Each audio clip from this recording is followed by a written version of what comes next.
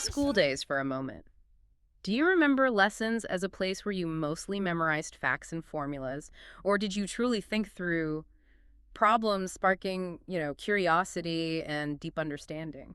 Yeah, for many of us, I suspect the memory probably leans towards rote learning. Exactly. But what if there was a powerful, research-backed way to transform classrooms into genuine thinking spaces? Today, we're taking a deep dive into building thinking classrooms, a methodology developed by Professor Peter Littledahl. Hmm. We've gathered quite a stack of sources here, from his foundational research to real-world teacher reflections, Yeah, a really interesting mix. all designed to help us uncover how this innovative approach works and, well, why it's gaining so much traction with educators. It really is generating a lot of buzz. Our mission today is to equip you with the core insights into this educational framework. We'll explore its key practices, the evidence supporting it, and the fascinating, sometimes challenging experiences of educators putting it into action. Hopefully some real aha moments for listeners about how learning can be transformed. Absolutely. Get ready for some fresh perspectives. So Dahl's journey into this really began with a remarkably simple yet profound observation. Over 15 years, visiting, I think it was 40 diverse classrooms. Wow, 40. That's extensive. It is low socioeconomic, private schools, primary, secondary, the whole range. And he saw this consistent pattern. Students were largely not thinking. That's quite a discovery, isn't it? You'd kind of expect a classroom to be the epicenter of thought. You would think so. Yet his research showed students spent most of their time engaged in what he termed slacking, stalling, faking, and mimicking. Slacking, stalling, faking, mimicking. That doesn't sound like learning. Not active learning, no. Yeah. It was stark. Only about 20% of students were actively thinking for just 20% of their class time. 20% for 20%. That really highlights a massive missed opportunity for genuine learning. It does. And when we zoom out, Littledahl rightly frames this not as the failing of individual students or even, dedicated teachers. Right, it's not about blame. No. Instead, he sees it as a systemic problem, stemming from what he calls institutionally normative structures. Okay, institutionally normative structures. What does that mean in practice? Basically, the deep-seated traditional ways we've designed classrooms for decades. Think rows, teacher at the front, specific ways of asking questions. These things inadvertently push teachers, even the best ones, to teach in ways that don't always foster deep thinking. So if students aren't thinking, what does that mean for their learning? This seems crucial. It is. The core belief underpinning all of this is that thinking is the precursor to learning. If students aren't truly engaging their minds, they aren't internalizing knowledge in a meaningful way. It sounds so logical when you put it like that. Thinking first, then learning. It truly is. And the Building Thinking Classrooms, or BTC framework, aims to fundamentally disrupt that traditional I do, we do, you do model of instruction. Ah, the classic model. Yeah, and that model often, sometimes by its very nature, encourages mimicking rather than genuine thought. Just follow the steps. Exactly. BTC, by contrast, tries to cultivate a student-centered environment, driven by curiosity and real problem solving. Here, the process of thinking, the messy, exploratory part, is valued far more than just arriving at the correct answer. Okay, let's unpack some of the key practices then. The things that make a thinking classroom actually, tick. First up, it's all about designing truly engaging tasks. That's the starting point. You kick off lessons with what Littledahl calls thinking tasks. They need to be open-ended, really capture student attention, make them feel like they just have to solve them. Intrigue them. Precisely. And they need to be challenging enough to require real thought, operating within that sweet spot. It could go out to the zone of proximal development. Right, not too easy, not frustratingly hard. Exactly. Challenging enough to require real thought, but still achievable with some effort, maybe some guidance. And how do teachers actually implement these? Do they just jump into complex curriculum problems? Good question. Often, no. To build that culture of thinking, teachers frequently start with highly engaging non-curricular tasks first. Get students used to the process. Build the habit of thinking. Yes. Then, once students are comfortable, they transition to curriculum-based problems. These tasks can be short, sometimes just 5 minutes, introduced early in the lesson. And there's a little trick to setting the stage. There is a neat one. Have students stand in their groups before the problem is even revealed. Then project the question in big, bold print. Scanning before they even know the question. Yeah, it sets a different tone immediately. More active, more ready. One of the sources mentioned a great example, monster maths for younger kids. Can you tell us about that? Sounds fun. Oh, it's brilliant. In Monster Math, as primary students learn about, say, Australian coins and their value by feeding these pet monsters. They set up a classroom shop, manage paper currency. So it's hands-on practical math. Exactly. It's not just simple counting. It's applied economics, problem solving in a playful context. Or another example, using a picture book like 365 Penguins. Oh, I know that book. Right. It can spark discussions on measurement, geometry, number concepts, way beyond just arithmetic. Like, how would you actually organize 60 penguins? Or why does adding one more 61 create a logistical problem? Huh. I can see kids getting really into that. They're not simple calculation problems. They require creative thinking, planning, maybe even debate. Absolutely. Makes the abstract very concrete and engaging. Okay, so we've got engaging tasks. But even the best tasks can sort of fall flat if students aren't truly collaborating, right? How does BTC ensure real equitable collaboration? That's where the second key practice comes in. Visibly random groups, or VRG. Visibly random. The visibly part sounds important. It's critical. Groups are formed randomly, often using cards or an app, and students see that randomization happening, typically groups of 3. And why random? Why not let them choose, or the teacher choose strategically? Well, Liljadal's research here is incredibly compelling. He found that with traditional groups, strategic or self-chosen, a staggering 80% of students adopted a mindset of, my job is not to think. They'd rely on one person or just switch off. 80%. That's huge. It is. But with visibly random groups, within just 6 weeks, he saw 100% of students entering the group activity with a mindset to think and contribute. 100%. That's a dramatic shift. It really is. It works by breaking up existing cliques, reducing social anxiety about who you're working with, and it just fosters much more equal participation because roles aren't predetermined. And there's another simple trick with the group, something about pens. Ah, yes. A simple but really effective one. Give each group only one writing instrument. Just one pen or marker for 3 students. Exactly. It forces them to genuinely work together, discuss, share the task, pass the pen. It physically necessitates collaboration. That's clever. Okay, so random groups, one pen. What's the optimal environment for this thinking to happen? That brings us to vertical non-permanent surfaces, right? VNPSs. Yes, the third key practice. We're talking about students standing and working together on erasable surfaces. Whiteboards, blackboards, even windows sometimes. Standing up, not sitting at desks. Standing up. The benefits are multifaceted. First, visibility. When work is vertical, everyone has the same orientation to it. It promotes what Liljadal calls knowledge mobility. Students can easily see and learn from other groups' ideas across the room. Ah, so learning isn't just confined to the small group. Precisely. Standing also removes anonymity. It keeps students more engaged, more accountable, and crucially, the non-permanent nature encourages risk-taking. Because mistakes aren't permanent scars on paper. Exactly. Mistakes are easily erased. Liljadal observes students using whiteboards often start working in about 20 seconds. Those with non-erasable paper. They could agonize for up to 3 minutes trying to get it perfect before committing.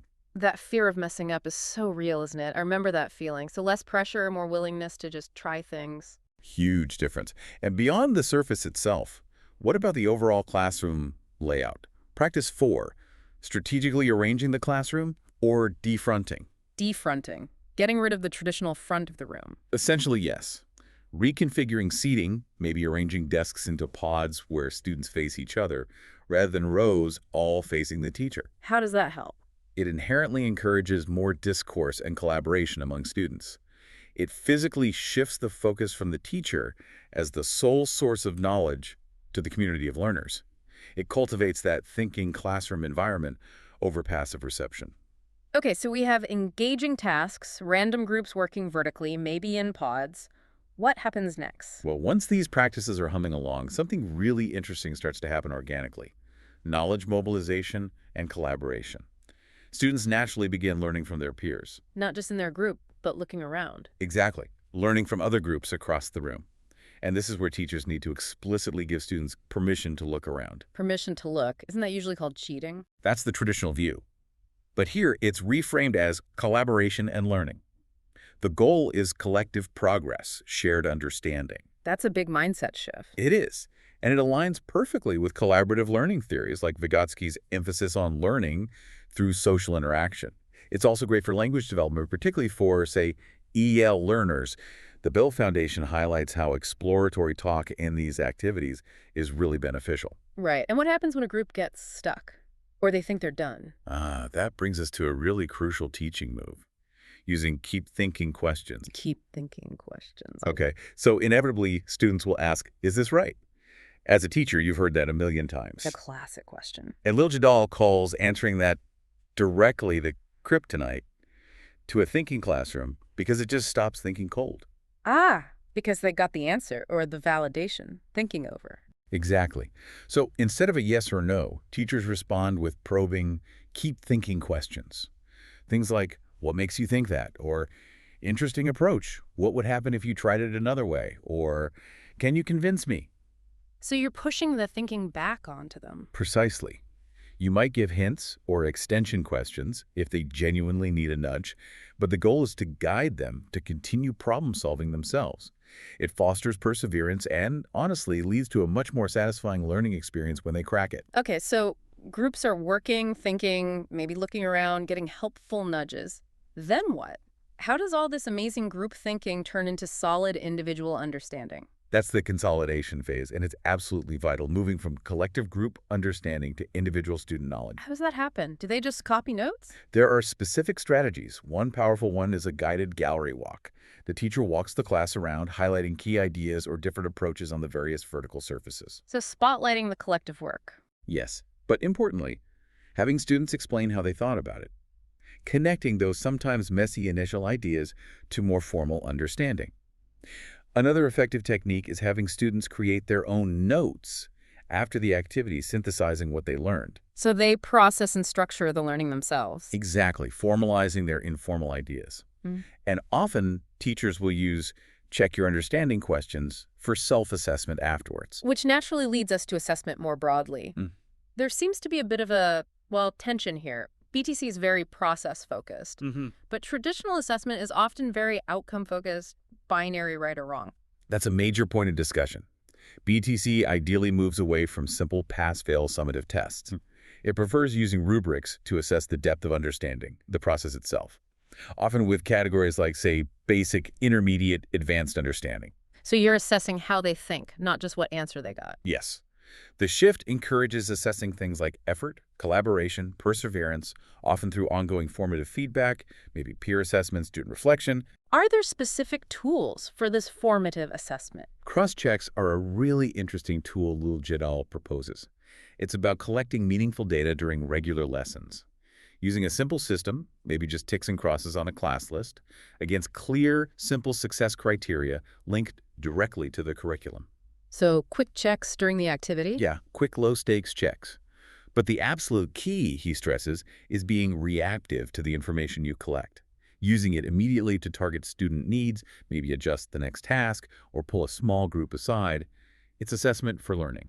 It sounds much more dynamic, like what Professor Amy Albrecht talks about mathematics as a creative endeavor that should value messy thinking. Exactly. And you see this reflected in some more challenging assessment items, like those examples from VCE trial exams in Australia. What kind of questions are those? They aren't just plug-and-chug formulas.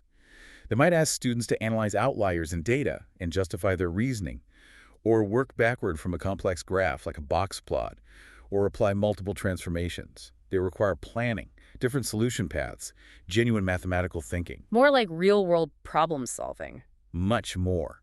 However, this brings us back to that tension. Many teachers report that their districts still mandate traditional summative assessments, points, percentages, grades. Right. So trying to implement a process-focused approach, but being judged by a product-focused system, that must be a significant hurdle. It's a common challenge, definitely. It creates a real conflict for teachers trying to fully implement BTC. Now, it's interesting how BTC started in K-12 math, but it seems its wings are spreading, right? It's not just for math class anymore. Absolutely not. It's proving to be a really versatile framework. Its principles are now being successfully applied across loads of subjects: language arts, social studies, science, even in adult education settings. How does that work? Do the practices translate directly? The core practices often do, but the type of thinking task changes. Lil Jadal actually identified 7 universal types of learning activities: Things like deductive, analytic, exploratory, creative, apprenticeship, factual, immersion. Okay, so different subjects might emphasize different types of activities within the BTC structure. Exactly. Subject matter experts can adapt the approach. For example, in language arts, a creative task might involve students collaboratively creating a compelling story or argument on a vertical surface, rather than just analyzing one. And are educational resources starting to align with this? They are, slowly but surely. We're seeing things like the Pearson Mythology Little Books, or digital platforms like Mission.io that are designed with BTC principles in mind. How so? They often offer engaging, collaborative, sometimes gamified tasks. And importantly, some platforms try to track not just the final answer, but also indicators of soft skills, things like persistence, collaboration attempts, communication within the platform. Trying to capture that process element. Yes, trying to see the whole picture of student growth, not just the end result. Okay, so we've covered a lot of the exciting potential, the practices, the philosophy, but we need to address the elephant in the room, the critiques and the practical challenges. Absolutely. It's not all smooth sailing, and it's important to acknowledge the criticisms. One thing that pops up, especially in online teacher communities, like on Reddit, for example, is questions about the evidence. Specifically, independent, peer-reviewed research showing BTC improves student achievement outcomes. That's a fair point some raise. They note that while there's lots of evidence showing increased engagement, time on task, positive student attitudes, which are all good things, much of the data supporting specific achievement gains comes directly from Lidzdal's own work or related projects. So questions about independence and the focus primarily being on engagement metrics rather than standardized test scores, perhaps. Sort of, yeah. It raises important ongoing questions about how we measure the effectiveness of any educational approach and what outcomes we value most. And then there are the very real practical implementation challenges teachers face on the ground. Huge ones. Logistics, for starters. Imagine trying to implement VNPSs and dynamic grouping, maybe even defronting, in a really small classroom packed with 30 or 35 students. Yeah, where do you put all the whiteboards? How do groups move? It can be physically difficult or even impossible in some contexts. Large class sizes are a major barrier. And what about the teachers themselves? Is burnout a concern? Definitely. It takes significant time, planning, and energy to implement all 14 of Lidzdal's practices consistently and well. Especially when teachers are already juggling countless other initiatives and mandates, it can feel overwhelming. There's also that worry, isn't there, about it being another educational fad? Yes, that concern comes up. Some worry that in the enthusiasm for collaborative thinking, there might be a risk of neglecting essential foundational skills. People sometimes draw parallels to past debates, like the whole language versus phonics debate in reading, fearing some students might get left behind if the focus shifts too much. So is the consensus leaning towards adopting BTC wholesale or adapting parts of it? I think what you hear from many educators who find success is adaptation. They take key elements that resonate and work in their context, maybe visibly random groups, maybe vertical surfaces, maybe the questioning techniques, and they integrate them skillfully with other effective teaching strategies they already use. So using it as a valuable set of tools in the toolkit rather than the entire instruction manual. Exactly. It doesn't have to be an all-or-nothing proposition. It's about finding what enhances thinking and learning for your students in your classroom. That makes a lot of sense. So if a teacher listening is feeling inspired, maybe wants to try dipping their toes into this, what's the advice? Where should they start? Start small. Definitely don't feel you need to implement all 14 practices overnight or even in the first term. That's a recipe for overwhelm. Just pick one thing. Maybe. Introduce one new routine. Perhaps try visibly random groups for one type of activity per week. Or get one whiteboard and have one group work vertically each day on rotation. Incremental change. And focus on the culture first. Absolutely crucial. More important than any single practice is cultivating that classroom environment where risk-taking is genuinely encouraged, where mistakes are openly discussed as learning opportunities, and where every student feels their contribution is valued. That's the bedrock. And maybe the hardest part for some teachers? Trusting the students. Letting go of some control. That can be a big hurdle, yes. Trusting them to think, giving them the space, and, importantly, the time they need to grapple with problems. It requires a willingness to step back sometimes and let them be genuine thinkers and problem solvers. The results can be amazing when you do. It sounds like a journey, not a destination. Very much so. And remember, you don't have to go it alone. There are vibrant online communities, Facebook groups and such, filled with teachers sharing strategies, troubleshooting challenges, and supporting each other in building their own thinking classrooms. That community support sounds vital. It really helps. So wrapping up this deep dive, it feels like building thinking classrooms is really more than just a set of teaching techniques. It's a pretty profound mindset shift, isn't it? I think so. It moves the focus from just learning procedures and getting answers to nurturing the actual process of thinking, from seeking correctness to fostering growth, collaboration, and that all-important perseverance. Okay, so to leave our listeners with something to chew on. Right, a final provocative thought. As you reflect on all this, maybe consider what normative structures, those ingrained habits, routines, maybe even physical setups, might be subtly holding non-thinking in place in your own learning environment or even your professional life. That's interesting. Thinking beyond the classroom. Yeah. And how might embracing some principles from the thinking classroom idea, valuing that messy thinking, encouraging collaboration, and focusing on the process, how might that transform how you approach complex challenges wherever you encounter them?